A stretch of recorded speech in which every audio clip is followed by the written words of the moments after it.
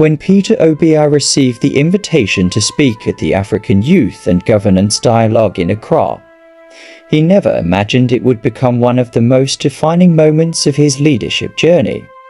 He had addressed conferences in Europe, sat on global panels and spoken with world leaders, but this one felt different.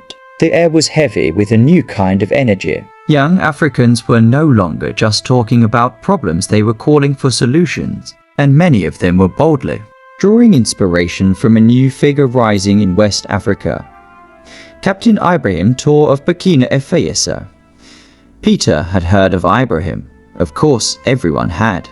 A 34-year-old military officer who overthrew a failing government and stepped into power with promises of anti-corruption, transparency, and national sovereignty. But he was not a typical African leader. He refused to live in luxury. He dressed like a soldier. He walked among his people, and he openly challenged colonial powers, especially France, calling for Africa to reclaim its dignity. Obi was cautious. He had never supported military takeovers. Democracy, in his view, must always be the goal. But he couldn't ignore what TraorÉ represented: courage, sacrifice, and a refusal to play the usual political games. At the conference, young people from Ghana, Togo, Nigeria, and Mali kept asking the same question over and over. What do you think about Ibrahim TraorÉ's leadership? For the first time, Peter Obi paused before answering. He looked at the crowd. They weren't just curious, they were searching for a voice to validate their hope. He adjusted his microphone and began. I do not support military coups, he said calmly. But I understand pain. I understand what it means when people have lost faith in the system. I understand what it means when you're tired of leaders who steal, who lie, and who live far away from the suffering of the people. The hall fell silent. When I listened to Ibrahim TraorÉ speak, Obi continued, I hear a man who's not interested in titles or power. I hear a man who wants to break the cycle. And that, my young brothers and sisters, is something we must pay attention to. Obi's words traveled far. A clip of him acknowledging TraorÉ's leadership not as a model of governance, but as a reflection of youth frustration and power went viral. For the first time, a respected democratic politician had said openly what many young Africans were quietly thinking. TraorÉ was shaking the table, and for a reason, but the story didn't end there.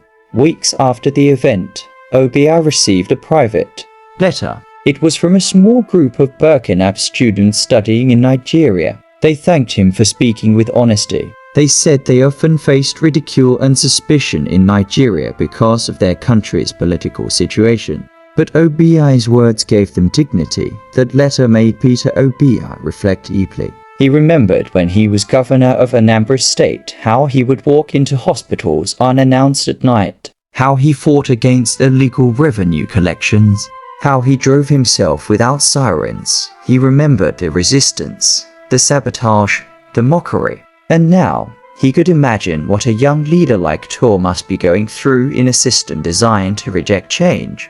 Months passed, and Africa began to shift. Protests against foreign military presence grew louder in Niger, Mali, and Burkina Faso. Nigeria remained quiet, but beneath the surface, something was brewing. A new generation was watching leaders more closely. They were asking tougher questions. They were no longer satisfied with grammar and grand promises. Peter Obi kept traveling. He kept speaking. And everywhere he went, from South Africa to Ethiopia, young people still asked about TraorÉ. And Obi always gave them the same answer. Every country must find its own path, he would say.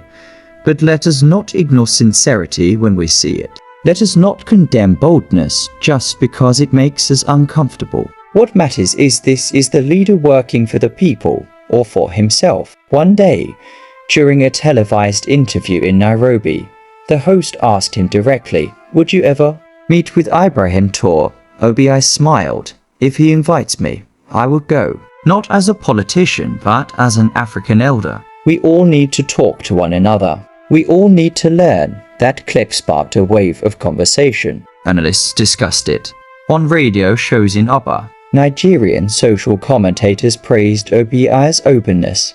Burkinab youth posted messages online, calling for a TraorÉ leadership dialogue.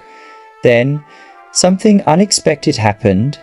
A formal invitation arrived from the presidency of Burkina Faso. It wasn't made public. It was discreet, simple, and respectful. OBI accepted. His visit was not political.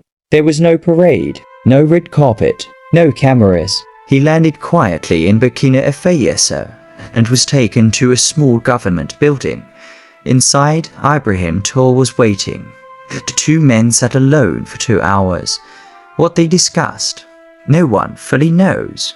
But a week later, Peter Obi gave a speech at the University of Burkina Faso. It wasn't scripted. It was from the heart. I met a young man who is not perfect, Obi said. But I met a young man who listens, who is thinking deeply, who is trying to clean up a mess he did not create. He then added, Africa needs leaders who are not afraid to sleep without air conditioning, who are not afraid to walk through muddy streets, who are not afraid to say no to those who exploit us. After that speech, students stood up and clapped for minutes. Some cried, others sang, and Obi, for once, said nothing. He just nodded when he returned to Nigeria. The press asked, Did you endorse TraorÉ? He replied, No, I endorse sincerity. I endorse courage. I endorse the right of Africans to decide their own future. That one statement became a headline from Lagos to Dhaka. Months later, a photo surfaced Peter Obi and Ibrahim TraorÉ sitting side by side. No suits, no uniforms, just two men talking. That photo became a symbol. It showed that Africa was changing. The old lines between soldiers and politicians, elders and youth, were being replaced by something new. Collaboration.by at the end of that year, governments started paying more attention to the youth voice. Not all agreed with TraorÉ's methods, but many could no longer deny that something powerful was rising. Peter Obi continued walking his path, calm, thoughtful, honest.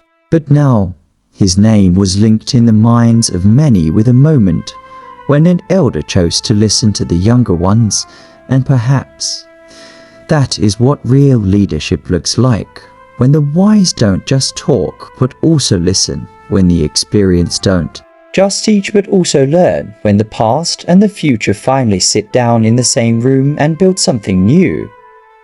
This is the fictional story of Peter Obi and Ibrahim TraorÉ, the president of Burkina Faso. What do you think about this powerful story? Please drop your thoughts in the comment section below. And if this is your first time on the channel, welcome. Kindly hit the subscribe button and turn on the bell icon so you never miss a new video. To all my subscribers, thank you so much for supporting this journey. And to my returning viewers, God bless you for always watching. Don't forget to share this video and give it a super thumbs up.